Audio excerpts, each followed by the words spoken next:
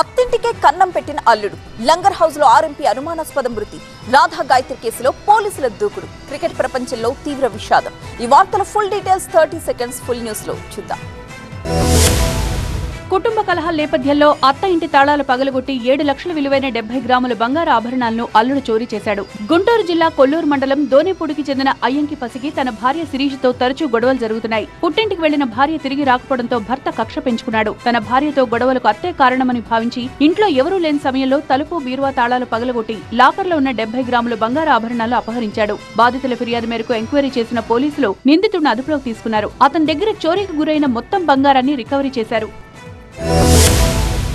ముస్సోరిలో విశాఖ టెక్కి రాధా గాయత్రి మృతి కేసులో పోలీసులు దూకుడు పెంచారు. ఇప్పటికే శ్రీచరణ్ ను అదుపులోకి తీసుకున్న పోలీసులు విచారణ జరుపుతున్నారు. సబ్ డివిజనల్ మెజిస్ట్రేట్ ఆధ్వర్యంలో విచారణ జరుపుతున్నారు. శ్రీచరణ్ తల్లిదండ్రుల వాంగ్మూలాలను నమోదు చేశారు. హోటల్ యజమాని, సిబ్బంది నుంచి వివరాలు సేకరించారు. అంతేకాదు పోస్టుమార్టం చేసిన వైద్యుల వాంగ్మూలాలు నమోదు చేశారు. ప్రస్తుతం ఒక పక్క పోలీస్ దర్యాప్తు, ఇంకో పక్క మెజిస్ట్రేట్ విచారణ చాలా స్పీడ్ గా సాగుతున్నాయి. తాజా విచారణతో ఈ కేసులోని చిక్కుముడులన్నీ విడతాయని బాధితులు బలంగా ఆశిస్తున్నారు. మరి టెక్కి రాధా గాయత్రి చావు వెనుక దాగున్న అసలు నిజాలేంటో తెలియాలంటే మెజిస్ట్రేట్ విచారణ పూర్తయ్యే వరకు వేచి చూడాలి.